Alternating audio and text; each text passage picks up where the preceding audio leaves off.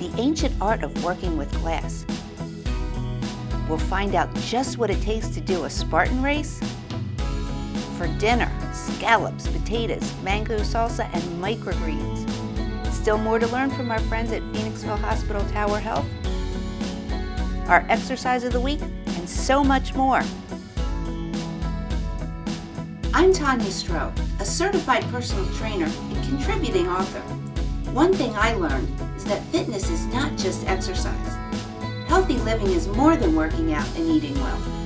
It's about balance. Don't force exercises that are boring. Don't eat food you don't like. Don't let fear hold you back. Life is about living on your terms.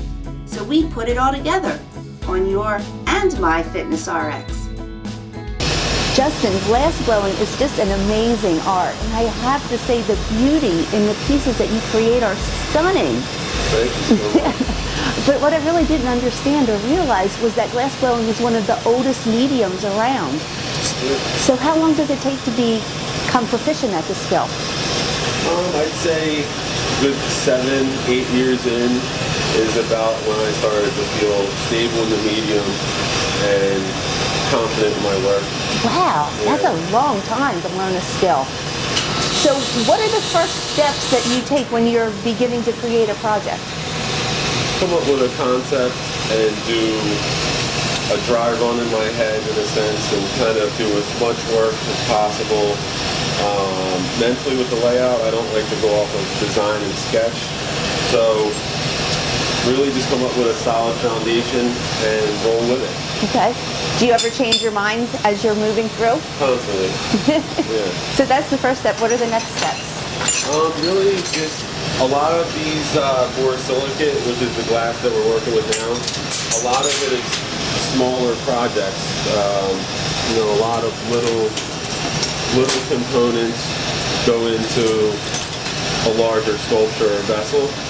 So really it's just kind of structuring the design, fabricating the parts, and then figuring out a safe way to execute and put it together. Now can you explain a little bit about the mouth blowing with the oxygen in that process? Yeah, so basically with the actual glass blowing, you're taking just the expansion and contraction ability. So if you have a piece of hot glass, then you can put air into it and expand it. Oh. So that's basically the part of the air. And then we use oxygen and propane for the fuel and the torch itself. But really the blowing part is the shape. So now you have all different colors. How do you get the colors? So the colors can be made from precious metals. It can be trapped with a fume, so you could blow silver or gold onto it, trap it with the clear in between it, or other rare earth materials get blended in with the glass and then become different pigments or different colors and things of that nature. Fascinating. Yeah, a lot of new stuff is from New Zealand with rare earth materials that are light reactive with different kinds of light nowadays. So let's talk a little bit about the safety because we have our glasses on. Yeah, so really with glass, you're working with the hot flame, radiant heat, as well as the flare from the torch itself and the glass. You want to protect yourself, but also, little pieces of glass, shards, things like that. You really just want to be safe in your environment. So what's one of the favorite pieces that you've created? I haven't got there yet. Really? So, yeah, I really feel like it's just constantly evolving, and I love my work and hate my work at the same time. So it keeps me going to the next project. So now, unlike other mediums, once you get started, you kind of have to go with it until it's finished. So even when I pick that up, I know that this is still warm and I can come back to it, but if I let it sit here, this will crack into a bunch of pieces and be unstable. So we have to use the temperature, get it up to a workable, it's malleable, and we can shape it, blow it out, do whatever, add the color. But then we have to stabilize it and put it in the kiln, and that on a molecular level is going to stay at a certain temperature and doing a kneeling cycle and come down to room temperature, and that makes the glass stable again. Wow, there's so much involved. Yeah, it's a science, but it's definitely interesting to be able to blend, the art and the science. And like I said, I think it's one of those things that I'll evolve and learn more as I go, but it's unbelievable how much goes into it. Really. Oh, it is. And one thing that you had said was very interesting is it's not just about beautiful balls and sculptures, but it's also very functional. Explain a little bit about that. Yeah, I like that you can create things that you can use every day. And this is the quartz crystal, and we're the only ones in the U.S. to make stemware.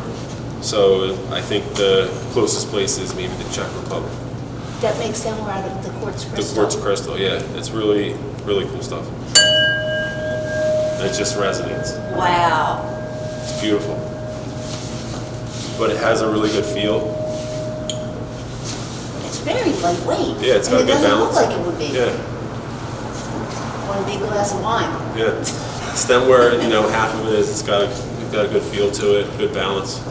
I'm really fascinated with bottles, wine bottles, things like that. Basic concepts and functional design that's been around forever, and just kind of putting my spin on those designs, and everything from like a simple teapot, everyday items that's fun to kind of put a spin on it. Justin, thank you so much. It is just spectacular. Thank you. That's beautiful.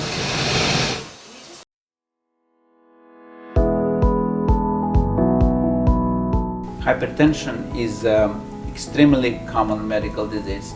Actually, high blood pressure is #1 disease in the United States, and close to 80% of population at some period of their life have high blood pressure. It's important to maintain normal blood pressure to avoid serious medical problems such as heart attack, stroke, kidney injury. And the cause of all these major healthcare problems come to one cause: high blood pressure. Patient might not have any symptoms, but it's important to check blood pressure at home and talk with your doctor if your top number above 130 or bottom number above 80. At Phoenix Hill Hospital, we have a heart specialist group which provide comprehensive care and can educate you and help you to treat blood pressure and live happily for a long time. When we come back, it's all about Spartan racing.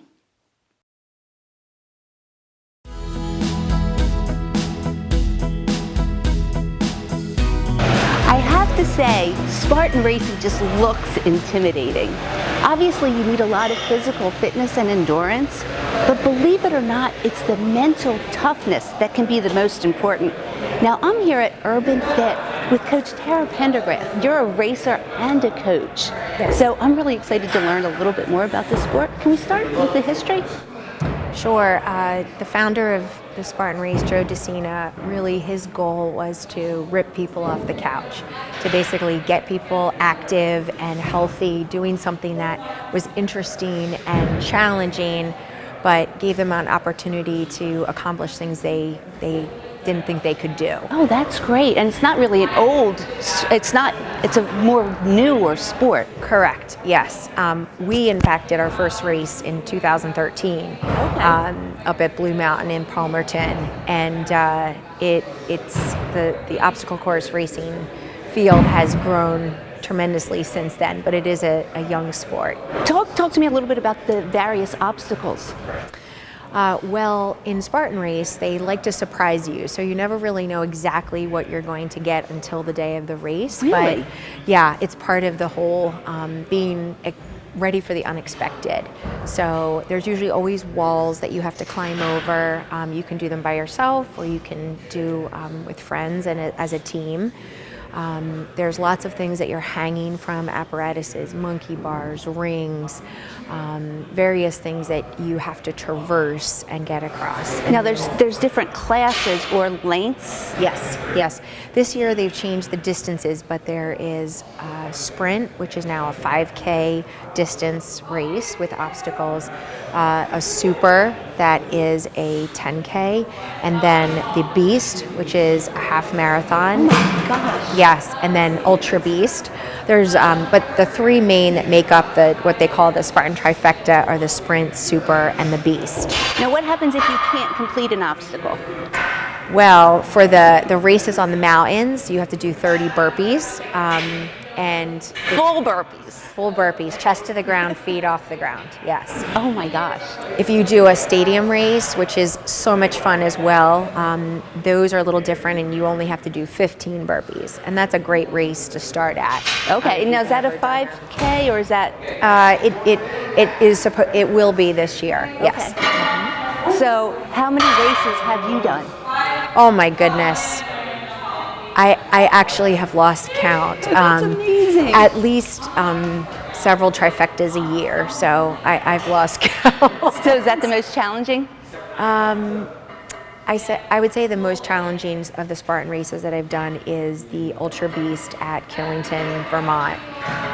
It was over 30 miles, over 60 obstacles. How long did that take? All day, morning till night. So how do you prepare for that? Do you have water to stay hydrated? Do you have snacks? Yes, both. There's water stops along the way, but it's always good to carry a hydration pack where you can fill it up at the different stations that after you run out, you want to make sure you have electrolytes and definitely food. I'm still back at the 30 hours. Wow. Not 30 hours, 30 miles. 30 miles. Okay, yes. okay. No, not 30 hours. No. Oh, it takes it took me, for that particular race, it took me over 12 hours to complete that. Well, that's close enough to 30. Yeah. Wow.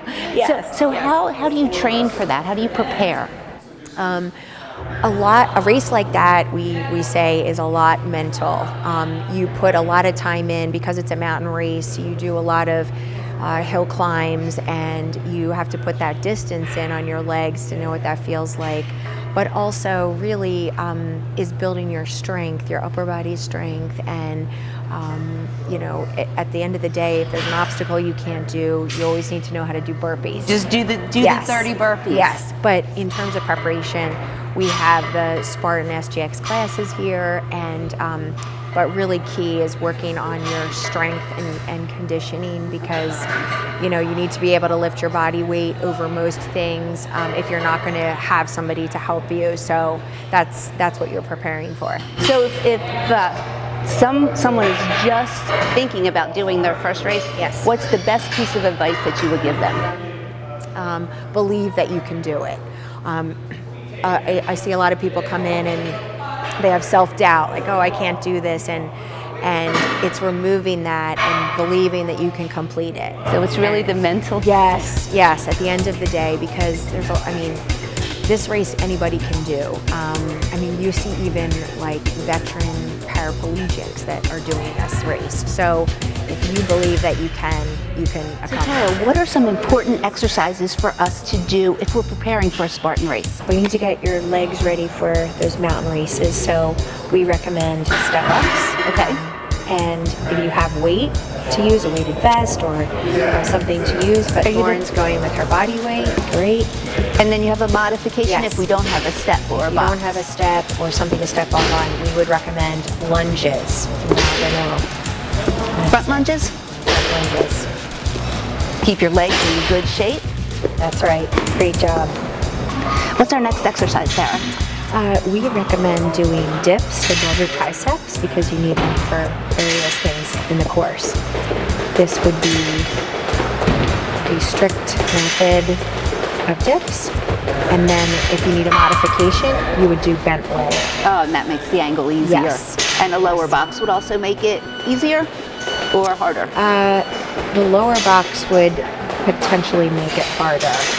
The other thing you can do to make it harder is get another box and elevate your feet. Our final exercise is a training burpee. What's that? Yes, so the race, if you miss an obstacle, you have to do burpees, so you gotta know how to do that. A training burpee is one where you're doing a strict push-up. Because push-ups are very important to training, so incorporating that with the burpee So is you're 2 adding, for 1. Yes. nice. A modification would be to do a regular burpee, which is basically a reset push-up, chest to the ground and feet off the ground.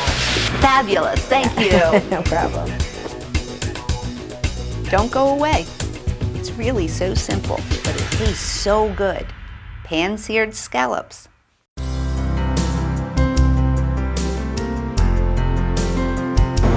How you doing, guys? I'm here from Chef Randy here from Carolina Blue in Pittman, New Jersey. We're going to make a really easy pan-seared scallop dish with some fried potatoes and some a crisp microgreen salad. Getting our pan nice and hot, and just a touch of olive oil into the pan. And right here we have some very nice Viking Village sea scallops. Very generous with the salt. So you know your pan's hot, the oil starts smoking, and we're going to layer our scallops in.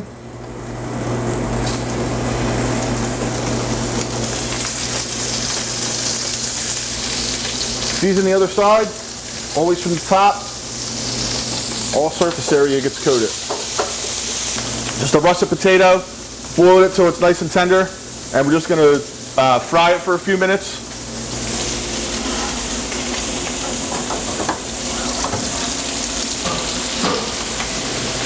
The oil is at about 350. If you're doing this at home and you're concerned about the frying and the health, you can just put it on a pan just like I have here. A little olive oil, a little salt, whatever herbs you want to use. Roast it at 400 degrees so they're nice and crispy and golden brown. And as you can see here, our scallops are really getting a nice sear on them. Okay. And what we're going to do at that, we're going to take a little bit of butter. This is also optional as well. A couple different things the butter does. Caramelizes the scallops, adds a little flavor to them. I've also got fresh thyme. If you don't like thyme, you can use whatever herb you like. Okay, into the oven.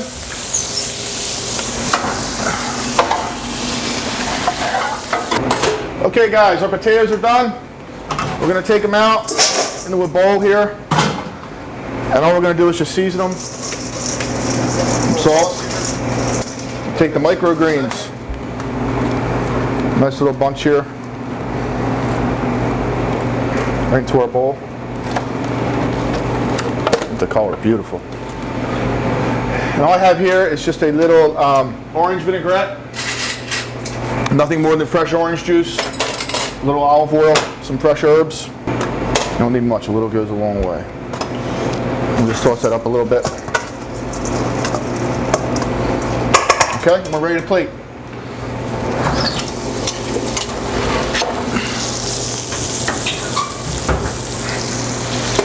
Smell that. Really nice.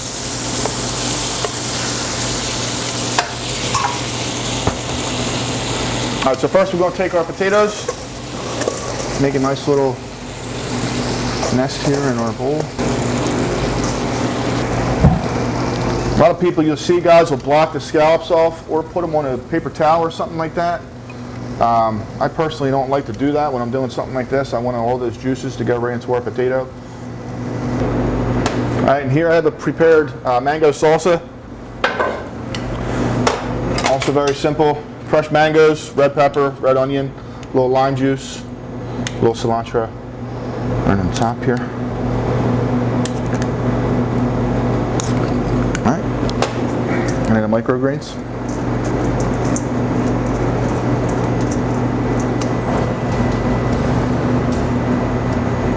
And a little twist. And that's it, guys. Very simple. Hand-seared scallops, microgreen salad, crispy potatoes. We'll be right back with our exercise of the week.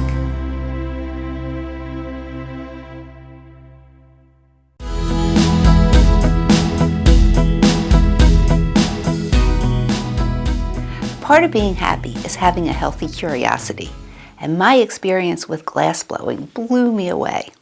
Part of being healthy is being fit and even trying something like a Spartan race. As Tara said, if you have the determination, you can do one. We cooked up a yummy meal of scallops, potatoes, and mango salsa. If you give that a try, it's bound to make you happy. So to everyone who contributed today, thank you for making this a memorable episode. Till next time, here's your exercise of the week, plank position rows. Thanks for the demo, Ryan. I'm your host, Tanya Stroh. Be fit, be healthy, be happy.